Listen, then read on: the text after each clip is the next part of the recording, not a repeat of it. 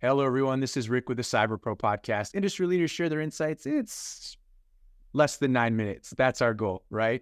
We're super excited to have one of our early podcast guests. He's going to be a repeat offender for us. Mr. Jon Santee is here. He is a senior leader in IT cybersecurity.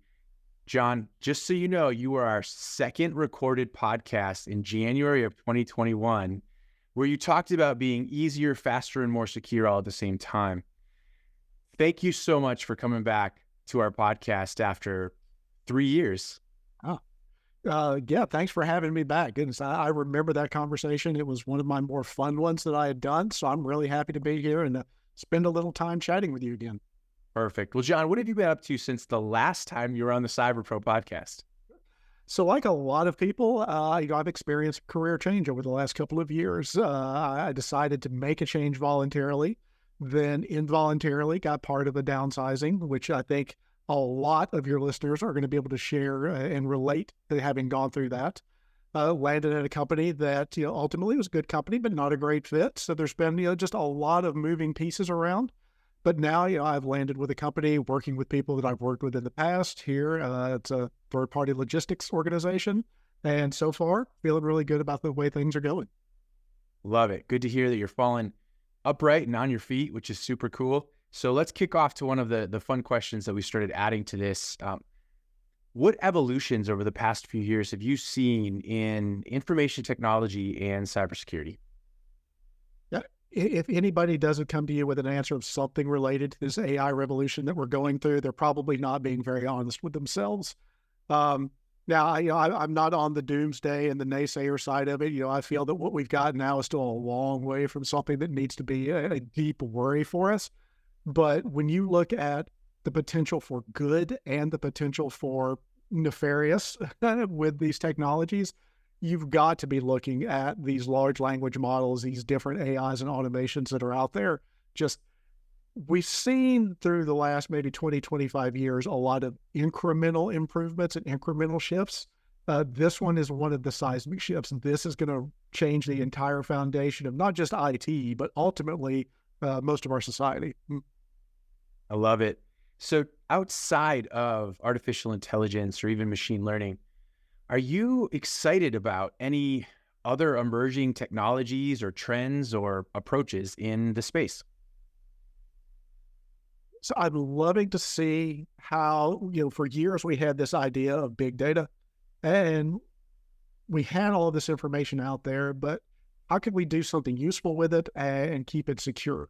And we're seeing that evolution finally coming around where whether it's your health data, whether it's, looking for financial data, whatever you might be looking at, this massive amount of information that's out there is now we're finding ways to put it to good use and do so in manners that are relatively secure, meaning my information stays close to me, which was a big concern early on.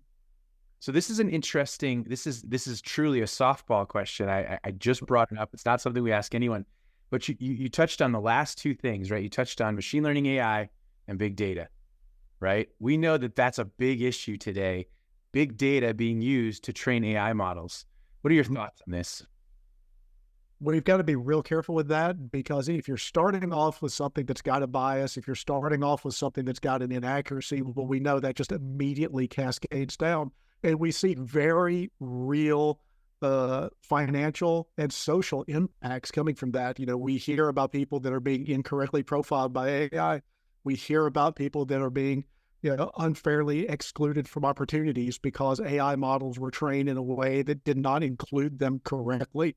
So understanding how we're seeding these models, how we're training them, and how we're watching for these inherent biases that can evolve, it is such a critical piece of it and is so far over my head. I just bow down to the people that are in the trenches working on this problem to ensure it doesn't grow and get out of hand.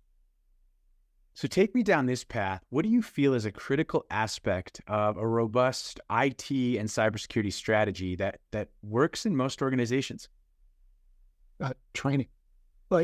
People try to overcomplicate this, and you cannot out-tool and out-engineer an end user. Yeah, we've all seen the different cartoons and the memes of, all the technology in one corner of a boxing ring, and in this corner, bomb. Well, training has to be that foundational piece. And the companies that are doing really well with their cybersecurity initiatives, they're starting off with robust, reinforceable, and reportable end user training. They're seeing what their users know and then how their users are actually behaving. Because just because you run somebody through a 2-minute video doesn't mean that they're then going to follow up with a behavior afterwards. It's being able to put all of that together and understand the behavior of your user base to know how to then reinforce where those soft spots are. That foundational piece that gets overlooked so often is the most critical piece, in my opinion, to success of any cybersecurity program. I love it. I love it.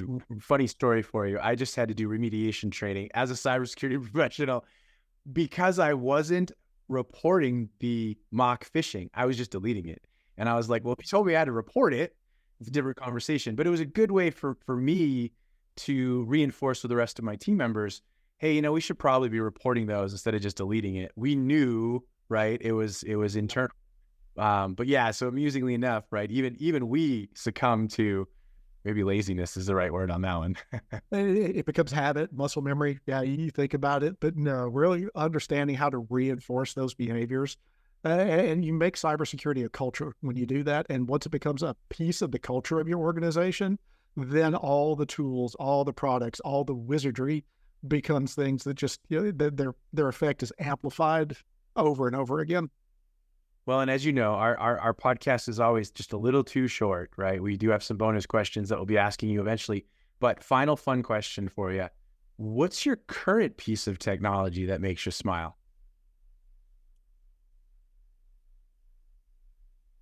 That's a good one. I'm not swinging towards being a Luddite, but I've definitely been simplifying both professionally and personally my technology profiles that I'm seeing. I do swing back to some of the AI tools, finding ways to be able to incorporate them into ways that I could free up more time. Using them to create automations is a piece that I'm really enjoying, and finding ways to keep me from having to do repetitive tasks and do the more menial tasks over and over and over again. Finding ways to incorporate that has been a bright point among all of the noise around that product set right now. Jon, thank you so much for being on again. We appreciate you. Thank you very much. Thank you for tuning into the Cyber Pro podcast. Make sure to like and subscribe so you don't miss out on new podcasts and all of our cool bonus content.